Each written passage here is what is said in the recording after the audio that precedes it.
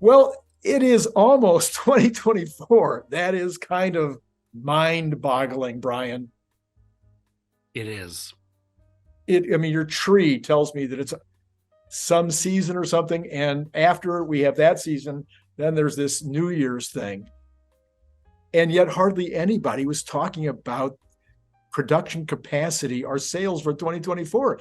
Everybody seems so focused on the Cybertruck and on whether Elon was saying something silly and all these kind of things. And so the other day I threw out some numbers and said, here's what I think 2024 could be. And then Larry, he had his own set of numbers, and his numbers were higher than mine, which was kind of shocking.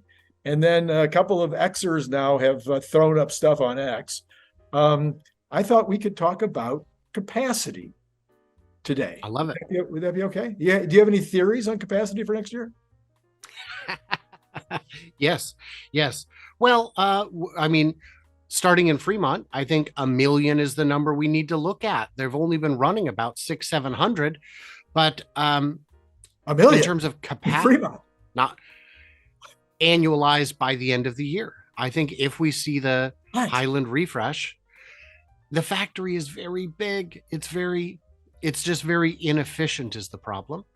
But we're not talking sales, we're talking capacity. We know they could get north of 1,000 a week on S and X, and they haven't, because the refresh wasn't very refreshing. And the market, personally, though, and the market is soft for higher end cars. Those two vehicles don't really speak to me. The X is great because it's large, but the doors are still a little wonky, and I mean, it's cool and stuff, but it's very old tech by Tesla standards, and Tesla moves very quick. So I don't think we're going to see maximum run rates out of the S and X. Right. The 3 and Y, however, I think they could. I mean, I think that factory is going to be bumping up against a capacity of 1 million once they do the refresh for the Model 3. Wow. We're not going to see that. We're not going to see that much production, because every Model Y that they build in Fremont, they make, I assume, less money than they do on a Model Y in Texas. Right. And Texas has a lot more capacity than what they're using right now. A lot. Yes. A lot. All right. So you're saying capacity. Wow, that's amazing. All right. Well, let's flip down to Austin then. We theoretically think that Austin's minimal capacity, based on earlier numbers, was 500,000 on the Y. What I believe it was supposed to go to 1 million without any build out of new buildings. Is that still your analysis, or what do you think? Absolutely. If they could sell them, if we see a big drop in interest rates, absolutely hit 1 million by the end of 24. By the end, capacity, not sales. They're not running full shifts, and they've got additional lines that are not yet commissioned, so or at least not fully commissioned. Right. So they could go to 1 million and north of 1 million on Model Y alone out of Texas. And then we've got a little new project, and we know that the capacity is going to hit 250. I don't believe it's going to hit a run rate of 250 in 24. You're talking about the Cybertruck? Is that? Oh, yes, sir. I wasn't 100% sure. You weren't quite caught up yet. I apologize. The capacity for Cybertruck could be 250 by the end of the year, and we may see burst rates as proof of concept at that, but I don't believe we'll see anywhere close to 250,000 built in 2024. Right. And there's too many other bottlenecks. An interesting lack of bottleneck. We know there's only one 9,000 ton press currently running, and we were of the belief that they were going to have to make fronts and backs and switch between them. But Sandy said that front casting, he believes, is just using the 6,000 ton press. I heard that. If that's the case, wow, that's fantastic. Yeah. So that means that's not the bottleneck. The bottleneck is going to be the batteries until they get all the other lines running. And that could happen very quickly, or it could happen very slowly. we're hopeful, but I'm not convinced on any of those things until they're within sight. Right. And I don't believe the ramp of the 4680s is quite within sight yet. So if 4680s isn't it, it's certainly possible that any one of the other 10,000 parts could be a bottleneck as they ramp up, because you never know when you're making 100 a week and then you go to 1,000 a week and then you go to 1,000 a day. In between those places, you can run into, oh my gosh, I didn't realize that if we were making them that fast. Well, you can't get the steel from just anywhere. I assume they have one supplier, and that could be a bottleneck as well. And you can't just go to them and say, I need you to quadruple your output. That's challenging. You have to build. And that's the real trick with the Cybertruck, is they're doing everything so differently that so many of the major elements have to be designed just for that. All the 48-volt architecture, they had to create, design, give it to the suppliers, and let the suppliers build it. The castings didn't exist 5 years ago. The metal for the skin has never been used before. This is a new alloy they are using for themselves. So all of these things can create bottlenecks. So for capacity, we know the capacity is believed to hit 250K by the end of the year. And I think that capacity is very reasonable. Yeah, and I think the building, the unit capacity in the building is probably the 500,000 number that Elon has talked about. That is certainly possible. I doubt whether they'd have to expand the building in order to get there. It might be a limitation of the paint shop, because your permit says how many paint jobs you can run, how much paint you can run through the place. So shifting a little bit towards Cybertruck would extend the amount of vehicles you could produce with the existing paint shop. But their paint shop is huge. It's on multiple floors at that north end of the factory there, right in the middle. Right. And it's quite big. So I guess more on the northeast side, but yeah. So this year, there's basically, I think what we could say is, on the Model Y, plenty of capacity in Texas to handle whatever happens in the sales side of things. If they just go crazy because of the new $7,500 at sticker on the sticker, basically, or if the Juniper concept is put in place and that enhances and increases the interest, or just because the economy's, people start getting to the place where they absolutely have to have a car because they've been waiting. So any of those things could increase the need by that 750,000. So we could see it jumping from 250 run rate to a million run rate if it was necessary. Absolutely. But yeah, why not? All right. Well, along the same lines, you see, now that you've said what you said about Fremont, now I'm beginning to understand Larry a little better, because Larry said the other day he thought that Shanghai might be able to do 1,250,000. Ooh. See, I've got it at 1.1 because they already did that. They did 90,000. Right. But that was not for the whole year. Sometimes you can have burst rates that go above that. But the streamline that we saw with the Model 3 only affects the Model 3. Yeah. And the Model 3 is the smallest part of the factory. In terms of square footage, it is less than half the size of the Model Y production area. And getting a lot more benefit out of that space would require more castings. And they don't have a place to build more casting machines. They're out of space. Now, they do have, there's a patch of parking lot, not parking, but the loading lot that was torn up and replaced with grass. I guess you could put casting there. And it wouldn't surprise me if they did. Their original permit said that they were required to leave a certain amount of space open. And it could be that they have literally no more footprint upon which they are permitted to build. But if there's one thing you know about China, is that that they will sacrifice things like open space for industrial construction. Yeah. All right. So 1.1 is your number there. And then going over to Berlin, it would seem like Berlin has capacity times jillions.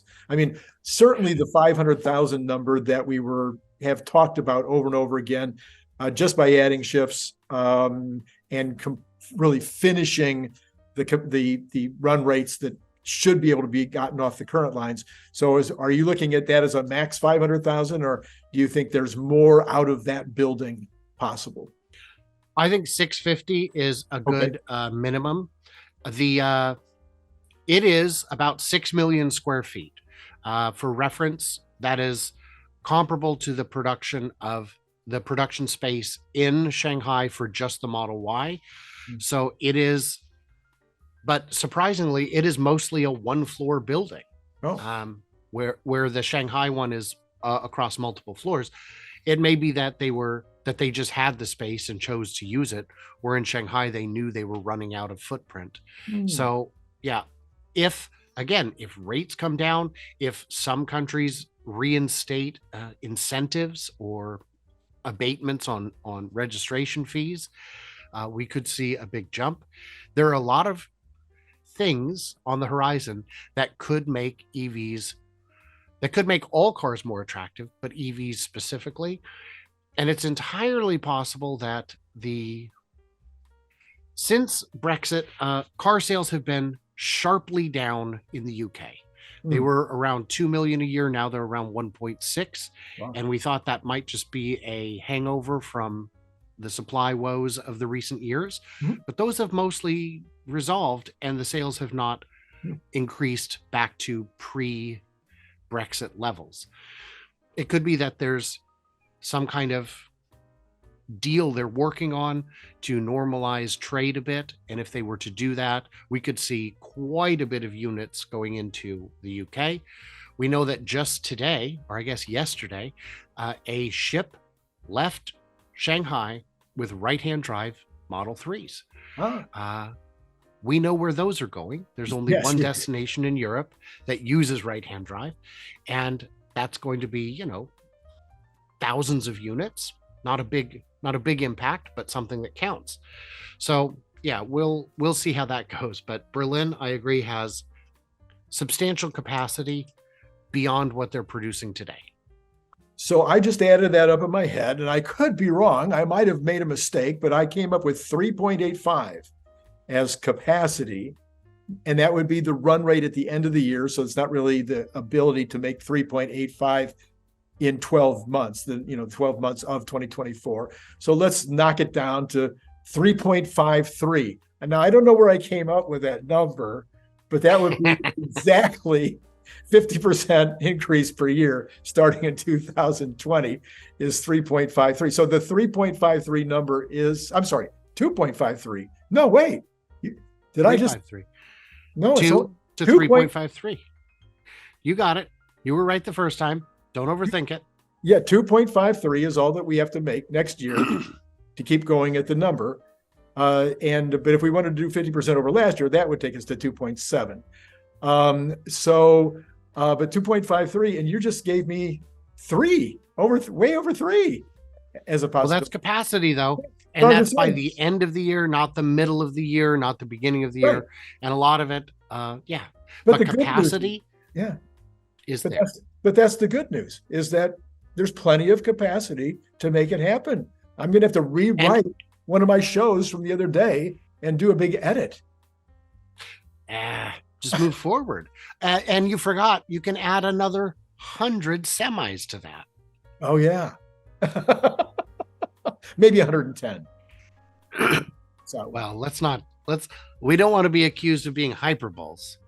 So, and to address that concern, because I've had a number of people on X who refer to me as a hyperbole. Yes. And I am not a hyperbole. I am. You might be hyperbole. I am the one. I'm willing to criticize Tesla when it makes sense, and I do. I am an investor with my eyes wide open, and I do put out videos knowing that they will lose me subscribers among the ultra bulls, because I believe that information is key, and you can't make an informed investment unless you have all the information, even the parts that are uncomfortable or you dislike.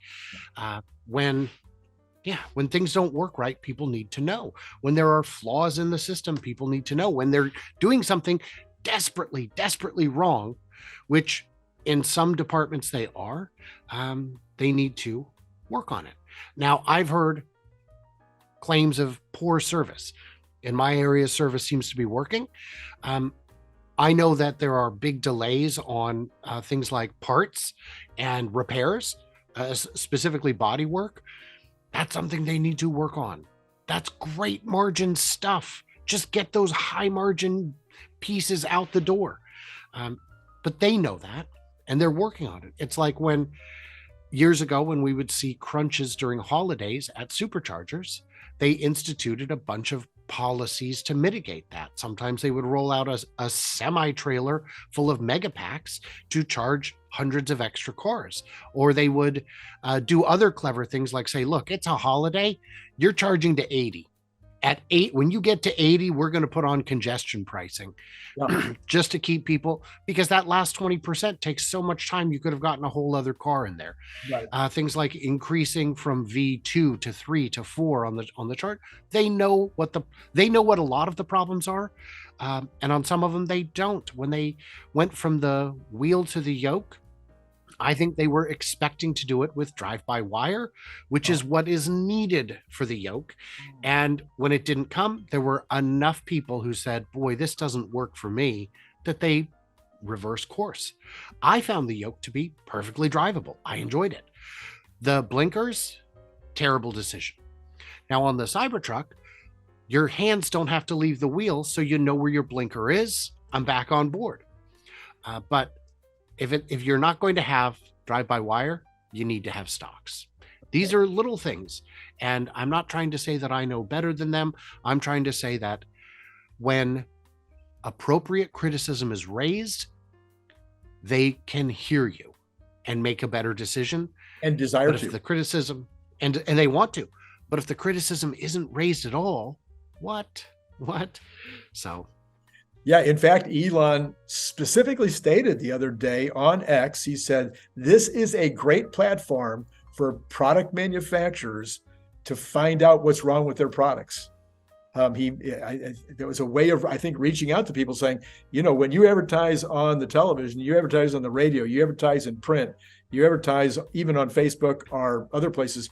When you advertise there, it is very unlikely that you're in the kind of a place where people are going to start sending you feedback about your product.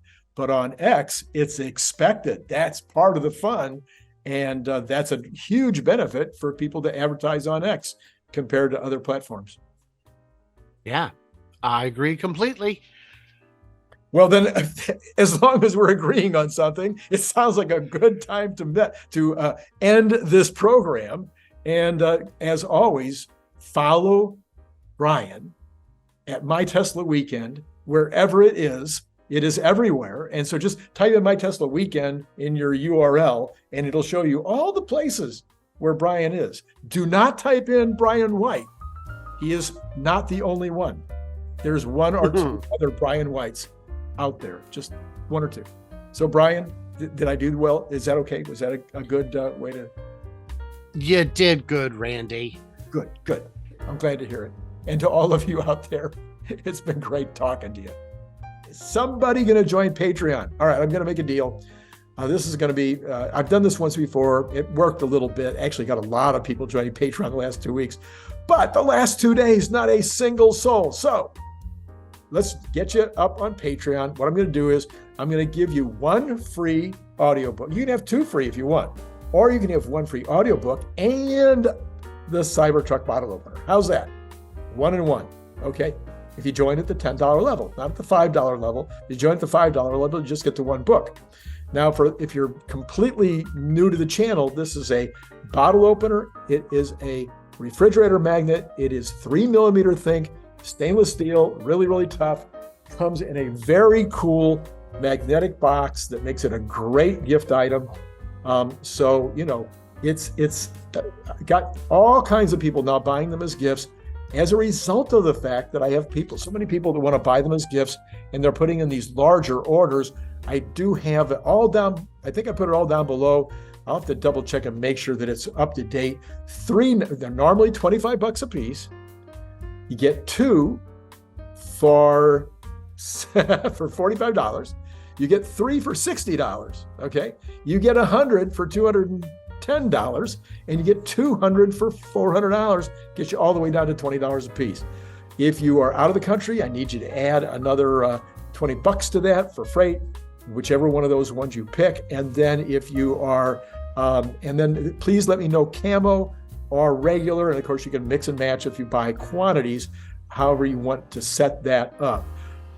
So is there anything else I have left for you tonight? I think I've said it all. I have enjoyed speaking with you yet again. Click the link below to get your paperback, Kindle, or audiobook now.